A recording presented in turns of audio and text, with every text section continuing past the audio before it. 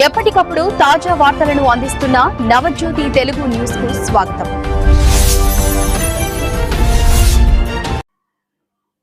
Welcome to Navajyoti Telugu news TV. Shri Damodaram Sanjeevaiah విగ్రహ ప్రతిష్టాపన మాల మహానాడు సంఘం ఆధ్వర్యంలో నేడు మడకశిర పట్టణంలో స్వర్గీయ శ్రీ దామోదరం సంజీవయ్య గారి 105వ జయంతి కార్యక్రమంలో పాల్గొన్న టీడీపీ రాష్ట్ర ఉపాధ్యక్షులు మాజీ ఎమ్మెల్సీ గుండమల తిప్పేస్వామి చేతుల మీదుగా విగ్రహ ప్రతిష్టాపన జరిగింది. అంబేద్కర్ సర్కిల్ నుంచి ఆర్డీఓ కార్యాలయం సర్కిల్ వరకు భారీ ర్యాలీతో బ్యాండ్ మేళాలు, ఉర్రలతో, బాణసంచాతో అంగరంగ వైభవంగా జరిగింది. విగ్రహ ప్రతిష్టాపన సందర్భంగా ఆయన జీవితం ఆధారంగా కొన్ని అంశాలు ఇప్పుడు తెలుసుకుందాం. శ్రీ దామోదరం సంజీవయ్య ఆంధ్రప్రదేశ్ చరిత్రలో పేదలకు పెన్నిదిగా నిలిచి మహానుభావుడు. పేదవ పరివారంలో జన్మించిన దామోదరం సంజీవయ్య తన తెలివితేటలతో, కష్ట సహనంతో ఎల్ఎల్సి పరీక్షలో ప్రథముడయ్యారు. కుల వర్గ విభేదాలు లేకుండా అందరినీ ఆకర్షించి సామాజిక సమానత్వం కోసం పోరాడారు. ఆయన నిరాడంబర జీవనం, సేవాభావం అందరి మనసులో ఆదర్శంగా నిలిచాయి. రాజకీయ జీవితం ఉమ్మడి మద్రాసు నుంచి ఆంధ్ర రాష్ట్రం ఏర్పడిన తర్వాత రెండవ ముఖ్యమంత్రిగా ఎన్నికై 2 సంవత్సరాలు పరిపాలించారు. భూ సంస్కరణలు, పారిశ్రామిక అభివృద్ధి, తెలుగు భాష ప్రోత్సాహం వంటి సంస్కరణలకు శ్రీకారం చుట్టారు. కేంద్ర మంత్రిగా, కాంగ్రెస్ అధ్యక్షుడిగా కూడా ఉన్నత పదవులు అధిష్ఠించారు.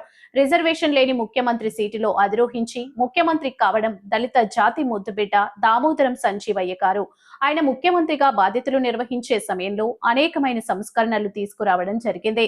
కర్నూలు జిల్లాలో పెద్దపాడు గ్రామంలో జన్మించి అఖిల భారత కాంగ్రెస్ 2 సార్లు అధ్యక్ష బాధ్యతతో నిర్వహించి తను ముఖ్యమంత్రిగా ఉన్నప్పుడు అవినీతి నిరోధక శాఖను ప్రవేశపెట్టి కాపు సామాజిక వర్గం కోసం, కాపు సమాజానికి రిజర్వేషన్ కల్పించిన మహానాయకుడు. అంబేద్కర్ గారి ఆశయాలను, ఆకాంక్షలను కొనసాగిస్తూ బలహీన వర్గాల కోసం కృషి చేసిన మహనీయులు దామోదరం సంజీవయ్య గారు. అలాంటి గొప్ప మహనీయుని విగ్రహ ప్రతిష్టను చేయడం మన కులస్తులకే గర్వకారణమని చెప్పొచ్చు. ఆయన జీవితాన్ని యువత ఆదర్శంగా తీసుకోవాలని మనం ఆశిద్దాం. ఈ కార్యక్రమంలో కార్పొరేషన్ చైర్మన్ విజయ్ కుమార్, కుంచి టిగా ఒకలిగా corporation chairman Lakshminarayana, Mala director Anjaneyulu, Kamalamma, మాజీ ఎంపీ హర్షకుమార్, బసవనాగి, దేవరయ్య గురువులతో కలిసి మాజీ ఎమ్మెల్సీ టీడీపీ రాష్ట్ర ఉపాధ్యక్షులు గుండమల తిప్పేస్వామి, మిట్టిమీదపల్లి కన్వీనర్ రాము, మాజీ ఎక్సెల్ జిల్లా కార్యదర్శి మోత్కుపల్లి ఆనంద్, అశోక్, సంజయ్ కుమార్, ఉడకలపల్లి తిమ్మయ్య, నరసింహప్ప, మాధవ, అమరాపురం నరసింహమూర్తి, కొత్త చెరువు రాములు తదితరులు పాల్గొన్నారు.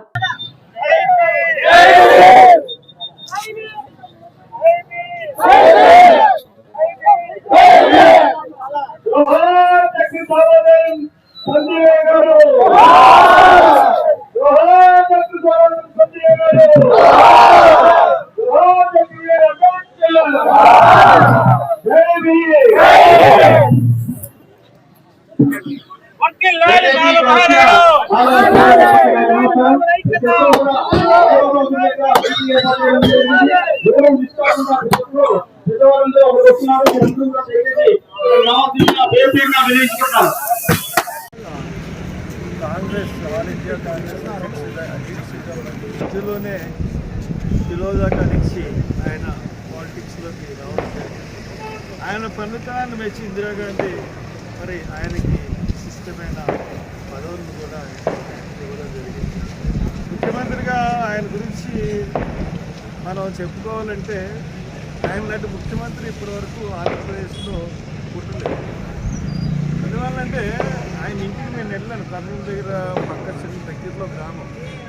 అవి పాడుపడిన గోడలు అది సంజీవి గారు ఒక చిన్న ట్రంకు పెట్టులో ఆయన పుస్తకాలు అన్నీ ఉన్నాయి. అరే ఏంటి ఒక ముఖ్యమంత్రి చేస్తే ఈ రోజున పరిస్థితులు కోట్లాది ఆస్తులు సంపాదించుకునే పరిస్థితుల్లో ముఖ్యమంత్రి చేసి ఈయన ఒక ఇల్లు కూడా సరైనది కట్టుకోలేకపోయాడు అని చాలా బాధ కూడా కలిగింది. మరి వాళ్ళ తల్లిగారి గురించి చెప్తారు, ఈయన ముఖ్యమంత్రి అయ్యాడంటే మాకు బాబుకి వచ్చి చేతుల వల్ల పెరుగుతారా అని చెప్పి ఆవిడ అడిగిందంటే మరి ఆయన యొక్క పరిస్థితి ఏ విధంగా ఉన్నదో మనకు తెలుస్తుంది.